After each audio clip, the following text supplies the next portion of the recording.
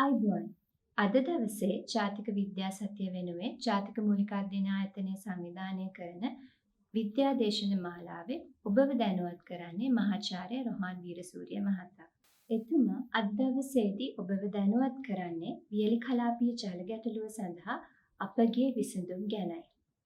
ශ්‍රී ලංකාවේ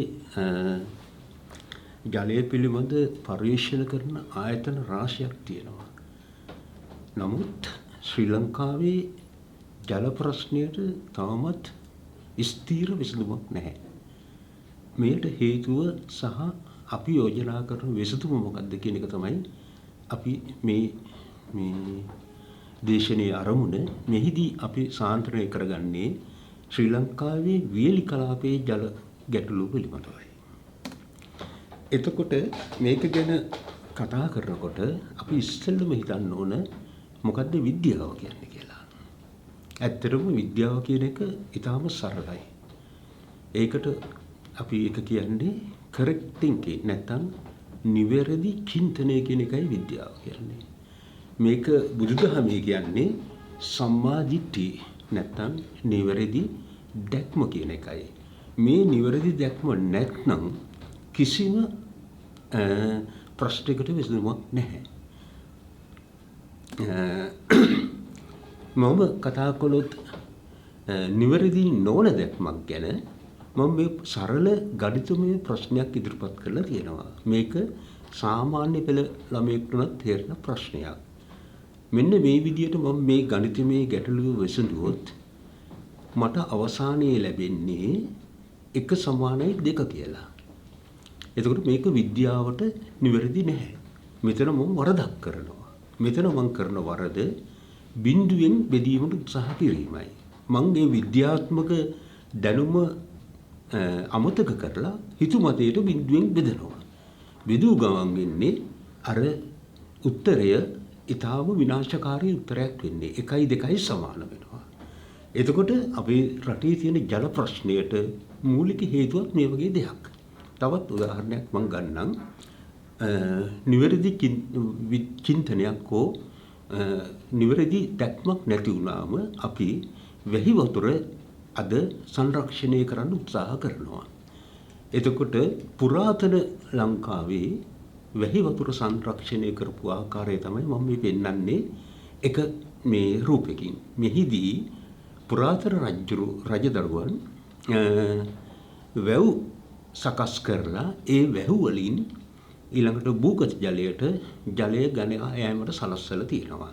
ඒක ඊටාම මේ සංකීර්ණ ඊටා විද්‍යාත්මක ක්‍රමයකින් තමයි ඒක සකස් කරලා තියෙන්නේ. මහා පරාක්‍රමබාහු රජුරෝ කියන්නේ ජල බිඳුවක්වත් මුහුදට යවන්න එපා පාවිච්චියට නොගෙන. නමුත් කනගාටුවට කරුණක් කියන්නේ අද නූතන ජල සංරක්ෂණ ක්‍රමේදී අපි ටැංකියට වතුර එකහු කරලා ඒක බොන්න සලස්සනවා. එතකොට මෙතනත් නිවැරදි දැක්මේ අඩුවක් තියෙනවා. එතකොට මම පොඩි උදාහරණයක් කියන්නම්. මට තියෙනවා මොකද්ද ආචාර්ය උපාධියක් ජල රසායනය පිළිබඳ. මම මහාචාර්ය විෂයවලෙක් විදියට ශ්‍රී ලංකාවේ විශ්වවිද්‍යාලවල සහ පිටරට විශ්වවිද්‍යාලවල වැඩ කරනවා. මම දකිනවා මෙන්න මේ දැන්වීම. ඒ දැන්වීම තමයි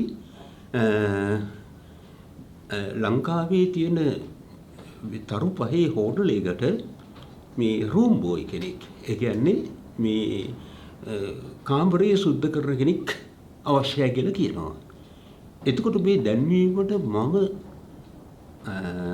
අයදුම් පතක් යවුවොත් මගේ තියෙන සුදුසුකම් මත උනාට මාව තෝරගන්නේ නැහැ.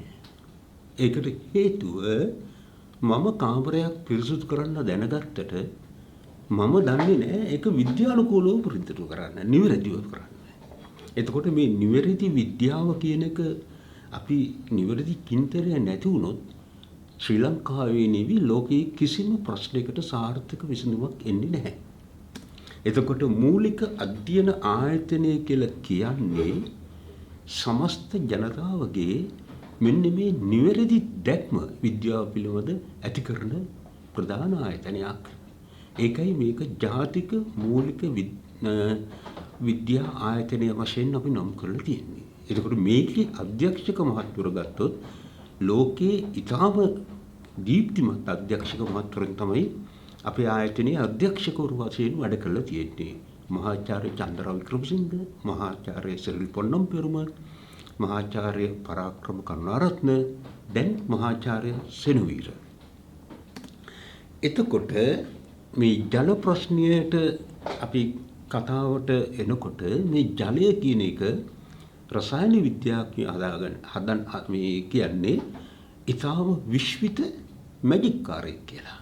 ඒ කියන්නේ මේ ජලය හැසිරෙන්නේ විද්‍යානුකූල අපි දන්න දත්ත සහ අපි දන්න න්‍යාය වලට පටහැනිවයි ගොඩක් වෙලාවට. උදාහරණයක් ගත්තොත් මේ ජලය ඝනයක් වුණාම ඝනයක් සාමාන්‍යයෙන් ද්‍රවයක ගිලෙන්න ඕන. නමුත් ජලය කියන දේ ද්‍රවයේ පාවෙනවා. ඊළඟට ජලය මතු පිට පෘෂ්ඨික ආතතිය කියලා එකක් තියෙනවා. ඒක ඊටාම ඉහළයි. මේක නිසා සත්තුන්ට මේ ජලය මත ඇවිදින්න පුළුවන්. එතකොට ජලයට පුළුවන් විශාල තාපයක් රස්නයක් තියාගන්න. එතකොට එහෙම නැති වුණොත් අපේ ජීවය පවතින්නේ නැහැ. එතකොට මෙන්න මේ කාරණාවලට හේතු අපි දන්න විද්‍යාත්මක කරුණු වලින් පැහැදිලි කරන්න ටිකක් අමාරුයි. ඒක නිසා තමයි අපි කියන්නේ ජලය අපිට පැහැදිලි කරන්න බැරිව හැසිරෙන නිකන් මේ විශ්ව පර්වයක් කියලා. අන්න ඒ වගේ දෙයක් අපේ හමුවේ තියෙනකොට අපි දන්නේ නැත්නම් එම ද්‍රව්‍ය හැසිරෙන ආකාරය අපිට කරන්න පුළුවන් එකම දේ ඒ ද්‍රව්‍ය ආරක්ෂා කරන එක. මොකද හැසිරෙන ආකාරය අපි දන්නේ නැති නිසා. හැසිරෙන ආකාරය අපි දන්නව නම් ඒකට එක එක ට්‍රීට්මන්ට් නැත්නම් එක එක පිරිපහදු ක්‍රම යොදලා ඒක පිරිසුදු කරගන්න පුළුවන්. මෙතන හැසිරෙන ආකාරය අපි දන්නේ නැහැ. එතකොට හොඳම පිරිපහදුව තමයි ජලය ආරක්ෂා කරගන්න පුළුවන්. අපි දැන් මේ දර්ශනය මත අපි පරිසර ජල දූෂණය කියලා එකක් තියෙනවා. එතකොට මේක මම අන්තර්ජාලයෙන් ගත්ත වීඩියෝ දර්ශනයක්. ජල දූෂණය කියලා තියෙනවා. එතකොට ඇත්තටම ලෝකේ ඊටාම ලෝක ජල විද්‍යාඥයන් කියන්නේ ජලය අපවිත්‍ර වීම සහ ජලය පවිත්‍ර කිරීම කියන්නේ ජලය අපවිත්‍ර වුණාම අපිට ජලයේ පාලනය නැති වෙනවා. එතකොට ඒ පාලනය ඇති කරගන්න එක තමයි අපි පිරිපහදුව කියන්නේ. ඉතින් ඒක අපිට කරගන්න අමාරුයි. ඒක නිසා ජලය ආරක්ෂා කිරීමට සාර්ථක පිළියමක් වෙන්නේ නැහැ පිරිපහදුව කියන එක. එතකොට මේ ජලයේ මම කිව්වා විශාල මේ දේවල් තියෙනවා අපිට පැහැදිලි කරගන්න අමාරුයි. ගොඩාක් දේවල් තියෙනවා අපිට පැහැදිලි කරන්න අමාරුයි. සමහර අය කියනවා ජලයට මතකයක් තියෙනවා කියලා. අපි ජල වීදුරුවක් ළඟට ගිහිල්ලා ස්තුතියි කිව්වොත් ජල අණුව ඒකට යම්කිසි ආකාරයකට හැසිරෙනවා. අපි ජලයට අපි පරුෂ වචනයෙන් කතා කළොත් වෙනස් ආකාරයකට හැසිරෙනවා. මේ හැසිරීම් දර්ශන අද ලෝකයේ ප්‍රසිද්ධ කරලා තියෙනවා. ඉතින් මෙවන් ද්‍රව්‍යයක් තමයි මේ ජලය කියන්නේ. එතකොට ඇත්තටම විද්‍යාඥයන් අභ්‍යවකාශයේ ජීවය සොයාගෙන යනවා. අපේ ශරීරයේ 71ක් 73ක් විතර තියෙන්නේ ජලය.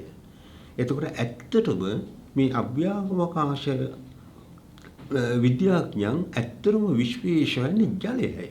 මොකද ජලය තියෙනවා නම් ඒක ප්‍රධාන සංඝටකයක් මේ ජීවිතයට. මෙතන ඉන්නේ මහාචාර්ය සිරිල් පොන්නම් පෙරුම් මහත්මයා ඒ සඳහා කරන පරීක්ෂණ දර්ශනයක්. අපි ජලය ගැන අද මේ ආර්ථික වශයෙන් කතා කළොත් මම කියන්නේ අප දකින ශ්‍රී ලංකාවයි. එතකොට අද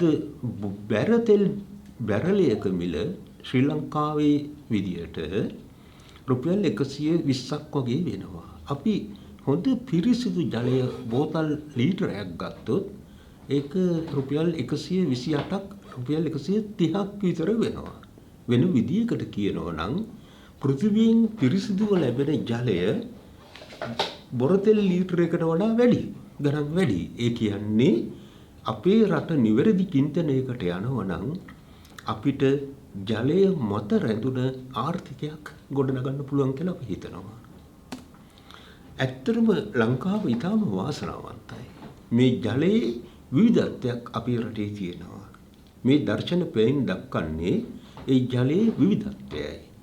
අපේ රජදරුවන් හදපු වැව් වලින් වැව් ජලය තියෙනවා. ලස්සන දියඇලි වලින් තවත් ජලය වර්ගයක් තියෙනවා. ඊළඟට මේ තියෙන මහනුවර වැවේ දර්ශනය මේ වගේ ජලය අලංකාර කරගෙන හදලා තියෙනවා. ඊළඟට යාපනයේ තියෙනවා විශේෂ ජල විදියක්. ඊළඟට අපි ගාල්ල පැත්තට ගියොත් මේ ගාල්ලේ වැලිගම ගන්දුව කියන හෝටලේ නිර්මාණය වෙලා තියෙන මුහුද මැද එතන පිරිසුදු ජලය තියෙනවා. ඊළඟට මුහුදු ජලයේ ලස්සනට මේ මිනිස්සු බිලී වහනවා. මේක ලංකාවට විශේෂ වූ දර්ශනයක්. එතකොට අපේ ජලය එක එක විදියට තියෙනවා. මේක තමයි ඇත්ත ශ්‍රී ලංකාව. මේ ශ්‍රී ලංකාව ගත්තොත් මේ රටින් 3/2 ප්‍රමාණයකට ජල හිඟතාවයක් තියෙනවා. ඒක වියලි කලාපයට සාන්ද්‍රණය වෙලා තියෙනවා. ඒකයි අපි අද කතා කරන්නේ වියලි කලාපය ගැන. උතුරේ යාපනයේ පැත්තට ගියොත් ඒ පැත්තේ ජල වලින් තෙල් වලින් දූෂණය වෙලා. අනුරාධපුරේ පැත්තට ගියොත් ඒකේ ජලය බොන්න බැරි තත්ත්වයටපත් වෙලා. ඒත් එක්ක මහනුවර පළාතට ගියොත් අපි ඊටාම බොන්න සුදුසු ජලයෙන් රථ වාහන හොදනවා. මේ කඩුගන්නාවේ රථ වාහන හොදන දර්ශනයක්. ඉතින් මෙතන තියෙන ජලයේ පවිත්‍රතාවය ගත්තොත් ඊටාම පිරිසිදුයි. නැවතත් අපි අර නිවැරදි චින්තනයෙන් බැහැර වුණාම මේ වගේ දේවල් අපි කරන්නේ. එතකොට ඇත්තටම ශ්‍රී ලංකාවේ ගත්තොත් මිලියන 4කට විතර ජනතාවකට ආරක්ෂිත පානීය ජලය අද තත්ත්වයට නැහැ. කනගාටුවට කරුණ තමයි රටේ ජල හිඟයක් කියන එකක් නැහැ.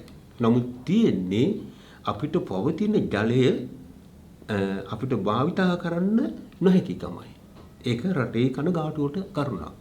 සාමාන්‍යයෙන් රටවල් වල ජල හිඟයක් කියන්නේ ඒ රටේ ජලය නැතිවීමයි. අපේ රටේ එහෙම තත්ත්වයක් නැහැ.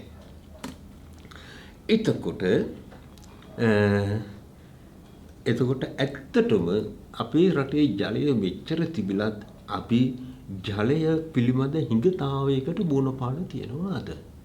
ඒක සාමාන්‍යයෙන් අපිට හැඟින්නේ මේ නිවැරදිව ජල කළමනාකාරයක් නොකර නිවැරදි විද්‍යාවෙන් නැත්නම් මූලික විද්‍යාවෙන් බැහැර වෙලා ජලය පිළිබඳ පරීක්ෂණ වෙන දේවල් කරන්න ගියාම මේ වගේ තත්ත්වයක් ඇත්තටම උදා වෙනවා. හොඳයි. අද රට ගත්තොත් පානීය ජලය පිළිබඳ ප්‍රශ්න ගත්තොත් මෙන්න මේ වගේ ප්‍රශ්න ටිකක් තියෙනවා. අප පරීක්ෂණ කණ්ඩායම මේවට ජාතික ප්‍රමුඛතාවයක් කියලා කියනවා. එකක් තමයි වතුරේ කටිනත්වය වැඩි. තව එකක් මේ අනුරාධපුර පැත්තේ විතරයි මම කතා කරන්නේ. වතුරේ ෆ්ලෝරයිඩ් ප්‍රමාණය වැඩි. වතුරේ ලවණතාවය වැඩි. වතුරේ නයිට්‍රේට් ප්‍රමාණය වැඩි. මේක ජාතික වශයෙන් මේ තියෙන ප්‍රශ්න. ඒ වගේම පළාත් පාලන වශයෙන් යාපනයේ වගේ තැනක ජලයේ තෙල් ගතිය වැඩි. ඒක මිනිසුන් විසින් කරලා තියෙන දෙයක් නිසා. ඊළඟට කොළඹ වගේ පළාත්වල ගත්තොත් බැරලෝහ ප්‍රමාණය වැඩි. ඊළඟට නූරලිය වගේ පළාත් ගත්තොත් ඒකේ තියෙන පරිබෝධනාශක වගේ දේවල් වැඩි. එතකොට මේවා පළාත් වශයෙන් ජාතික වශයෙන් තියෙන්නේ මෙන්න මේ කරුණු හතරයි. එතකොට අපිට පැහැදිලිවම පේනවා මේ කරුණු හතරෙන් නයිට්‍රේට් කියන අයනය වැඩිවීම හැර ඉතිරි කරුණු තුනම රඳන්නේ ස්වභාවිකව එන සාධක නිසා.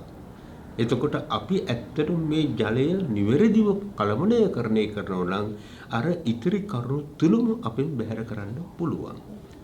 මෙන්න මේකයි අද රටේ දැනට අවුරුදු 30-40කට නැතිව දැන් මතුවලා තියෙන ප්‍රශ්න තියෙන්නේ අපේ කළමනාකරණයේ තියෙන දුර්වලතාව නිසා. එතකොට මෙන්න මේ වගේ ප්‍රශ්නයකට අපි උත්තර දෙන්නේ කොහොමද? එතකොට වියලි කලාපයට ගියොත් වියලි කලාපයේ තියෙන්නේ අධික ලවණ සාන්ද්‍රණය, ජලයේ අධික කටිනත්වය, ඒ කියන්නේ වතුර බොන්න අකමැතිකම මේවෙන් වෙන්නේ. ඒ කියන්නේ වතුර කටට අරගෙන බොන්න අකමැති. ශරීරයේ විසින් ඒක ප්‍රතික්ෂේප කරනවා. අන්න ඒක තමයි අනුරාධපුර වගේ පැතිවල තියෙන්නේ. නැතුව බැරලෝහ ඒ වගේ ප්‍රශ්න නැහැ. එතකොට මෙන්න මේකයි. ඒ කියන්නේ වතුර ඇති වෙන්න තියුණත් අපිට වතුර බොන්න බෑ. මිනිස් ශරීරයේ විසින් ඒ බැරලෝහ ඒ ජලය ප්‍රතික්ෂේප කරනවා. එතකොට මිනිස්සු ජලය බොන්නේ නැහැ. එතකොට ශරීරයකට අවශ්‍ය ජල ප්‍රමාණය කොච්චරද? ඒක මට කියන්න පුළුවන් ඉතාම සරල විදියට. ඒක මනුෂ්‍ය ශරීරය මත රඳනවා. අපි ගත්තොත් ඔබතුමන්ලට අවශ්‍ය ජල ප්‍රමාණය දැනගන්න අවශ්‍ය නම් ඔබතුමන්ලාගේ යුරින් සාම්පල් වල පාට ජලයේ පාට වගේ අවර්ණ වෙන්න ඕන. අන්න ඒ තත්වයට ඔබතුමාලාගේ යුරින් සාම්පල් තියෙනවා නම් ඔබතුමන්ලාට අවශ්‍ය ජලය ඔබතුමා පානය කරලා තියෙනවා. එතකොට අනුරාධපුර නැත්තම් වියලි කලාපයේ තියෙන්නේ අවශ්‍ය තරම් ජලය තියුණත් අපිට පානය කරන්න බැරි කමයි. ඇත්තටම මේක විසඳුම ගන්න පුළුවන් මූලික විද්‍යාවෙන් පමණයි කියලා අපි අධික විදියට විශ්වාස කරනවා. මෙන්න මේකයි අපි මූලික අධ්‍යයන ආයතනය කියන්නේ. මම මේකට කියනවා මූලික අධ්‍යයන ආයතනය කාටවත් පේන්නේ නැහැ කියලා. ඒක ඇත්ත. මේ තියෙන විශාල ගසක්. මේ ගසේ මුල තියෙනවනේ. අන්න එතන තමයි අපේ ජාතික මූලික අධ්‍යයන ආයතනය තියෙන්නේ. මේ ගසේ ඵලිතාවෙන් තමයි අනිත් රටවැසියන් යැපෙන්නේ. නමුත් මේකේ මුල ගැලවිලා ගියොත් මේ ගස අපට නැති වෙනවා. ඒ වගේ ජාතික මූලික අධ්‍යයන ආයතනය කියන්නේ මේ ගසේ මුලට සමානයි. නිවැරදි චින්තනයක් රටට දෙන්න උත්සාහ කරන ආයතනය නැති වුණොත් අර ගහ නැති වෙනවා වගේ අපේ රටේ තියෙන ප්‍රශ්නත් අධික වෙනවා. එතකොට මේ ආයතනය කරන වැඩ කටයුතු ඔබතුමන්ලාට සාමාන්‍යයෙන් පෙනුනේ නැති වුණාට මේ ගසේ පස යට තියෙන මුල වගේ මේ ආයතනය මේ ජාතියේ පැවැත්මට නැතුවම බැරි ආයතනයක්. ඇත්තටම එතකොට අප ආයතනයේ තියෙනවා ජාතික ජල පරීක්ෂණ විද්‍යාගාර කීපයක්. එතකොට එතනදී අපි ඇත්තටම කරන්නේ මූලික පරීක්ෂණ වලින් මිනිසාට පිරිසිදු ජලය ලබා දීමට උත්සාහ ගැනීම පමණයි. එතකොට අපි උත්සාහ කරනවා අපේ ආයතනයේ ජාතියේ තියෙන ප්‍රශ්නවලට ටිකක් ගණන් වැඩි වුණාට මුදල් වැඩි වුණාට ඉස්සෙල්ලා අපි උත්සාහ කරනවා විසඳුමක් දෙන්න. විසඳුමක් දීලා ඒ විසඳුම තිරසාර කරන්න අපි පරීක්ෂණ කරනවා. අන්න ඒකයි කියන්නේ ප්‍රථමයෙන් විසඳුම ඊට පසු පරීක්ෂණ කියන දේ. එතකොට මේ විසඳුමක් දෙනකොට අපිට තියෙනවා තාක්ෂණයක් පිටරට වලින් ගෙන්න ගන්න. එතකොට ඒක අපි පරීක්ෂණයේ ආයතනයේ කරන්නේ නැහැ. නමුත් අපි ඒක නිවැරදිව කරන්න වෙනත් ආයතන වලට අපි උදව් කරනවා. එතකොට අපේ යුතුයකම තමයි ඒ රටට ගෙන ආපු තාක්ෂණය අපේ රටට ගැළපෙන විදියට පරීක්ෂණ කරලා තිරසාර කරගන්න ඕනේ.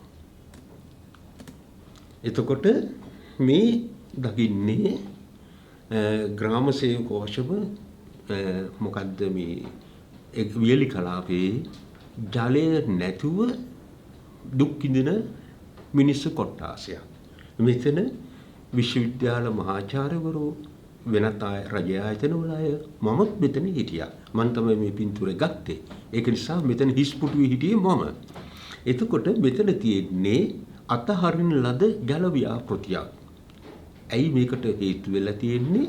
මූලික පරීක්ෂණ කටයුතු වලින් විසඳුමක් නැතුව වෙන රටක හෝ වෙන තැනක තියෙන ජල ක්‍රමය අපේ රටට පත් කිරීම සාර්ථක වෙන්නේ නැහැ. මෙතන මේ අපි කතා කරන්නේ බෝ ගහක් යට ඔබතුමන්ලට පේනවා ඇති. එතකොට මේ මිනිස්සු ඊටාම කනගාටුවෙන් අපිට කියනවා අපිට උදව් කරන්න කියලා. එතකොට අපි පෙරලා කියනවා අපි ඔබතුමන්ලාගේ වදු මුදලින් ඉගෙනගත්ත මිනිස්සු. එතකොට ඔබතුමන්ලාට කියන්න අවශ්‍ය නැහැ අපිට උදව් කරන්න කියලා. ඔබතුමන් මේ වතුර ප්‍රශ්නය ගැන විශේෂඥ තත්ත්වයක් දරන අපේ යුතුයකමක් තමයි ඔබතුමන්ලාගේ බදු මුදලින් අපි මේ විශේෂඥ දැනුම ගත්තා නම් ඔබතුමන්ලාගේ ඒ ප්‍රශ්නේ විසඳන එක. අපි කියන්නේ ඒක අපේ වගකීමක් කියලා. එතකොට මේ ගමේ කෙනෙක් මෙතන බලනකොට මතක ඇති ඔබතුමන්ලා හැඬු කඳුලින් මේ ජල ප්‍රශ්නය ගැන කියනකොට ඔබතුමන්ලාගේ ඒ ලිඳ මම පරීක්ෂණයට ගියා. ගිහිල්ලා මම ඊටාම සැර විදියට කතා කළා. මම කිව්වා ඔබතුමන්ලාගේ ලිංගවල තියෙන කුණු අදින්න අපි එන්නේ නැහැ කියලා. මම කිව්වා මේ ලිඳ අපිරිසිදුයි. මේ ලිඳ පිරිසිදු කරලා සතියක් ඇතුළත මට පෙන්වන්න ඕන කියලා මම ඊටාම තරහෙන් කතා කළා. ඊට පස්සේ මොකද්ද කළේ? ඔබතුමන්ලා ඒක පිරිසිදු කළා. මං කිව්වා දැන් මේ ලිඳේ තියෙන වතුර මේ වතු වලට දාලා මේ වතු වල ගස් වලට දාන්න සතියක් විතර. ඔබතුමන්ලා ඒකත් කළා. ඊට පස්සේ මම මොකද කිව්වේ? දැන් මේ වතුර බොන්න. එතන මම හිතුවේ ඊටාම මූලික විද්‍යාවෙන්. මම දන්නවා ජලය පොළොව සමග ගැටිලා පාවිච්චියට නොගෙන තියෙනකොට එහි ලවණතාවය වැඩි වෙනවා කියලා. මම ඔබතුමන්ලාට විශාල විද්‍යාවක් කියලා දෙන්න ගියේ නැහැ. මං කරදී ඒ ලිඳේ තියෙන වතුර නිතරම පාවිච්චි කරන විදියට පත් කළා. එතකොට වෙන්නේ ඒ වතුර හොඳ වුණා. අපි අර පිරිපහදුවක් නැතුව පුළුවන් තරම් වතුර පාවිච්චි කරන්න උත්සාහ කරනවා. ඒක ඉතා සාර්ථක ක්‍රමයක්. එතකොට අප රටේ තියෙනවා වැව් ජලය, ගංගා ජලය, ඇල ජලය, ඇලදොල ජලය, භූගත ජලය. එතකොට මම පුද්ගලිකව හිතනවා අපේ ඇලදොල ගංගාවල ජලය අපි ඉස්සෙල්ලා පාවිච්චි කරන්න ඕන කියලා. භූගත ජලය අපි අපේ මතු පරපුරට තියාගමු ආරක්ෂිතව. මේක හොඳ දර්ශනයක්. නමුත් අද මම ප්‍රකාශ කරන මේ පරීක්ෂණ මණ්ඩලයේ භූගත ජලය පාවිච්චි කරනවා නම් කොහොමද කරන්න කියන එකයි කියන්නේ. නමුත් මම අධ්‍යයනය කරනකොට අපට තේරුණ දෙයක් තමයි භූගත ජලය අපි ආරක්ෂා කරමු මතු පරපුරට කියලා. එතකොට මේ භූගත ජලය සහ අනිත් ජල සම්බන්ධව අපේ ශ්‍රී ලංකා ආණ්ඩුව ඊටාම සංවේදී, ඊටාම කාර්මිකව මිනිසුන්ට ජලය සපයන්න උත්සාහ කරනවා. ජල සම්පාදන මණ්ඩලය, අනිත් ආයතනය, ශ්‍රී ලංකා නේවි ආයතනය ඊටාම මහන්සියෙන් මේ වැඩේ කරනවා. මේ ඒ අය විසින් කරන එක ව්‍යාපෘති පිළිබඳ දර්ශන කීපයක් මම කියන්නේ. ඔබතුමන්ලාට හම්බ වෙනවා ඇති බවුසර මගින් ජලය, නැත්නම් රිවර්ස් ඔස්මොසිස්, අර අමුතු RO ජලය කියලා එකක්, නැත්නම් ප්ලාස්ටික් බෝතල් වල කරපු ජලය, තවත් පරීක්ෂණ ජල ව්‍යාපෘති ගොඩාක් දේවල් තියෙනවා. මං අහන ප්‍රශ්නය මේ විසඳුම් තිරසාරද? මාගේ උත්තරය මාගේ දැනුම හැටියට නම් මේවා තිරසාර නැහැ. එතකොට මෙන්න මේවා තමයි අපිට තියෙන ලොකුම ප්‍රශ්න. මෙන්න මේ ඉදිරිපත් කරන තාක්ෂණ මත අපි මේ ඔක්කොම තාක්ෂණ වැඩි හරියක් යොදලා තියෙන්නේ භූගත ජලයට. පළවෙනි ප්‍රශ්නය තමයි මේ පිරිපහදු ක්‍රමේ 40% විතර ජලය අපද්‍රව්‍ය වශයෙන් අපි නැවතත් පරිසරයට දානවා. එතකොට මේකෙන් වෙන්නේ පරිසරය තියෙන පස ටිකක් ඒකේ තියෙන ලවණතාවය වැඩි වෙලා පස්සේ වගා කරන්න බැරි වෙනවා. ඔබතුමන්ලා මේ අත්දැකීම් දන්නව ඇති. ඔබතුමන්ලා බීලි කලාපයේ සිටිනවා නම්. දෙවෙනි එක තමයි මේ RO ජලය පාවිච්චි කරනකොට ඔබතුමන්ලාට දැන් ජලය බොන්න බැරි. ඒකේ ලවණ ගතිය වැඩි නිසා RO ජලයෙන් ලවණ ගතිය නැති කරනවා. ඒත් වතුර බොන්න බෑ. ඒක නිසා ඔබතුමන්ලා කාලයක් යනකොට මේ පිරිපහදු ජලය ප්‍රතික්ෂේප කරනවා. තවත් ප්‍රශ්නයක් තමයි මේකට විශාල පිරිවැයක් දරන්න ඕනේ ඉස්සෙල්ලා. තවත් මේවා මේ නඩත්තුකරණයට ගමේ මිනිසුන්ට ඒකට අපිට කියන්න බෑ. අපි ඒක පුද්ගලික වශයෙන් අපි හිතනවා ඒක කළ යුත්තේ ඒ පිළිබඳ දැනුම තියන අය. උදාහරණයක් වශයෙන් මහනුවර සිටින මම අපේ ජල ව්‍යාපෘතිය නඩත්තු කරන්නේ නැහැ. ඒක කරන්නේ ඒ පිළිබඳ දැනුමක් අය. එහෙම තියෙනකොට අපේ රටේ ගම්බද මිනිසුන්ට ඒක නඩත්තු කරනවා කියන එක මම දකින විදිහට අසාධාරණ දෙයක්. සමහර අවස්ථාවල මේ තාක්ෂණය පාවිච්චි කරලා තියෙනවා අනවශ්‍ය විදියට. එතකොට සමහර අවස්ථාවලදී මේ ජල මූලාශ්‍රය ලිඳක් වුණොත් ඒකේ ජලය ප්‍රමාණවත් මදි. ඒ කියන්නේ වේලි කාල වලට ජලය නැති වෙනවා. ඒ වගේ ප්‍රශ්න තියෙනවා. මෙන්න මේ වගේ අඩුපාඩුකම් ගොඩාරියක් තියෙනවා. අපි භූගත ජලය ගැන හිතුවොත්. එතකොට අපි මූලික පරීක්ෂණ කරන අය වශයෙන් අපි හිතුවා මේකට සාමාන්‍යයෙන් උත්සාහ කරලා ක්‍රමයක් යෝජනා කරන්න. හැබැයි මේ යෝජනා කරන ක්‍රමය අපිට ජාතික විද්‍යා කවුන්සිලය විසින් තමයි සහාය දක්වන්නේ මේ යෝජනා කරන ක්‍රමයට මුදල් වලින්. එතකොට මේ යෝජනා ක්‍රමයට අපි කියන්නේ අතරමැදි ක්‍රමයක් කියලා. මොකද හේතුව අපි මුලින්ම ඉගෙන ගත්තා ජලය කියන එක හැසිරෙන ක්‍රමය අපි දන්නේ නැහැ. එතකොට ඒක අපි ආරක්ෂා කළ යුතුයි කියලා. ඒක පිරිපහදුව ඉතා ප්‍රවේශමින් කරන්න ඕන කියලා. ඒක නිසා අපේ පිරිපහදු ක්‍රමවලදී අපි අනවශ්‍ය රසායනික ද්‍රව්‍ය එකතු කරන්න උත්සාහ කරන්නේ නැහැ. අපි පිරිපහදු කරන ක්‍රමේදී අපි ඒකට අර අප ජලයක් ඇති නොවෙන්න වග බලා ගන්නවා. ඊළඟට අපි වැසිකිලි කැසිකිලි සඳහා අපේ පිරිපහදු ක්‍රමේදී පිරිපහදු නොකරන ලද ජලය පාවිච්චි කරනවා. වෙනත් විදිහකට කියනවා නම් 95% 100ත් අතර වතුර මනුෂ්‍ය පරිහරණයට අපි යොදා ගන්න උත්සාහ කරනවා. එතකොට මෙතන විශාල මූලික රසායන විද්‍යාත්මක දැනුමක් තියෙනවා. අන්න ඒ විශාල රසායන විද්‍යාත්මක දැනුම මේ ඔබතුමන්ලාට වැඩි අවබෝධයක් නැති දර්ශන පෙළකින් මම කියනවා අපි කළු පෙට්ටියක් අස්සර දාලා හංගලා ඒක ಜಾතියේ සංවර්ධනයට උදා ගන්නවා. එතකොට ඒ පෙට්ටිය ඇතුලේ තියෙන දේවල් ගැන දැනගන්න ඔබතුමන්ලාට අවශ්‍යතාවයක් නැහැ. ඒක තමයි අපේ ආයතනයේ ප්‍රමුඛත්වය. ඒක කාටවත් පෙන්වන්නේ නැහැ. නමුත් ප්‍රතිඵල ලෝකයේම භුක්ති විඳිනවා. ඒකයි මම කිව්වේ මූලික අධ්‍යයන ආයතනයේ පොළොව යට තියෙන ඉතා විශාල මුල් පද්ධතියක් මුළු ජාතියම ආරක්ෂා කරන. එතකොට මේ එම ව්‍යාපෘතියේ යටතේ ඔය පටල තාක්ෂණය හරහා අපි විසින් කිව්වම මේ වියලි කල අපේ ජනතාව විසින් නිර්මාණය කරන ලද පිරිපහදුවක්.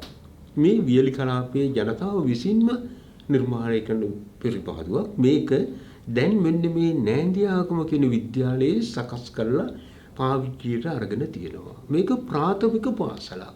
අපි ඒකට හේතුව අපි හිතුණා ඒ කියන්නේ අපේ ජනතාවගේ චින්තන ක්‍රමය වෙනස් කරන්න නම් ඒක පුංචි කාලේ ඉඳලා කරන්න ඕන කියලා. ඒක නිසා අපි තෝරගත්තා ප්‍රාථමික පාසල. ඇත්තටම මේ පරීක්ෂණයේ ඒ කියන්නේ ඊටාම නවීන තාක්ෂණයක් ඔස්සේ කරන්නේ. එතකොට අපිට කරගන්න බැරි කොටසක් තියෙනවා. අන්න ඒ කොටස අපි මහජන චීනයෙන් අපි මේ උපකාර ගත්තා. මේ මෙතන තියෙන ටෙලිෆෝන් එකක් තියෙන්නේ ඒකටයි. මේක කලාම මේක අපිට දුරකථනයක් මාර්ගයෙන් පාලනය කරන්න පුළුවන්. එතකොට මම කිව්වා එතකොට භූගත ජලය කියන්නේ පොළොව යට තියෙන ජලය. මේ ජලය හැසිරෙන්නේ කොහොමද? ගඟක් වගේද කොහොමද කියන එක අපි දන්නේ නැහැ. එතකොට මේ පිළිබඳ අප ආයතනය ප්‍රසිද්ධ කරලා තියෙනවා ජාතික සිතියම් ජලය පිළිබඳ. ඇත්තට ඒක නවීකරණය කරලා ජාතික ජල සම්පාදන මණ්ඩලයත් ඒක ප්‍රසිද්ධ කළා අවුරුදු 30කට විතර පසුව. එතකොට මේකෙන් කියන්නේ ලංකාවේ ඕන තැනක අපි හිටගත්තොත් එතන භූගත ජලය තියෙන තත්ත්වය අපිට කියන්න පුළුවන්. භූගත ජලය හැසිරෙන්නේ විශාල ගංගාවක් වගේ නෙවෙයි. භූගත ජලය ඇත්තටම සෙන්ටිමීටර මිලිමීටර ඉතා කීපයක් තමයි පොළොව යට ගමන් කරන්නේ අවුරුද්දකට. ඉතාම හිමින් ගමන් කරන්නේ. එතකොට මේ භූගත ජලය අපි දූෂණය කළොත් ඒකත් ඊටාම හිමීට තමයි දූෂණය වෙන්නේ. එතකොට ඒ දූෂිත ජලය නැවත පිරිසිදු කරන්නත් ඒ වගේම කාලයක් යනවා. එතකොට ආරක්ෂිත ක්‍රමය තමයි ඒක දූෂණය නොකර සිටීම.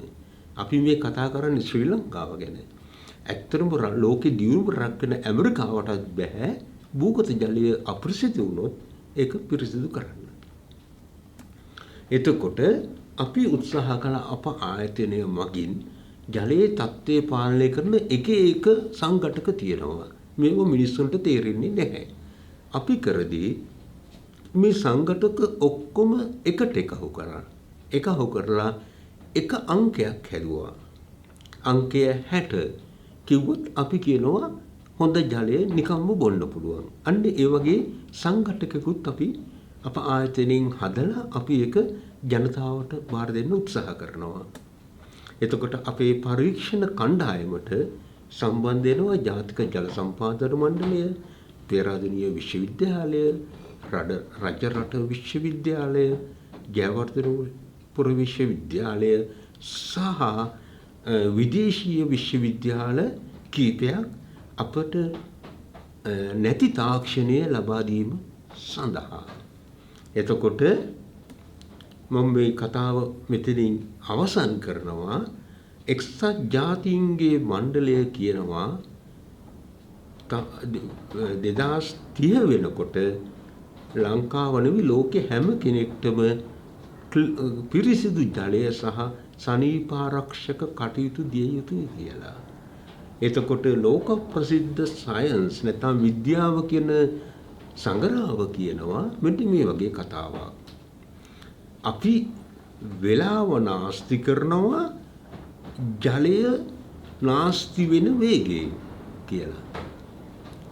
ඒක ගාප්ම වටින කියවන ජලය ඊටාම වේගයෙන් ගලා වහිනවා. ඒ හා සමාන වේගයෙන් අපි ජලය ආරක්ෂා නොකර අපේ කාලයක් නාස්ති කරනවා. මේ ගැන හිතන්න කියලා ඔබතුමා ඔක්කොලාට කියලා මම මෙතනින් නවතිනවා.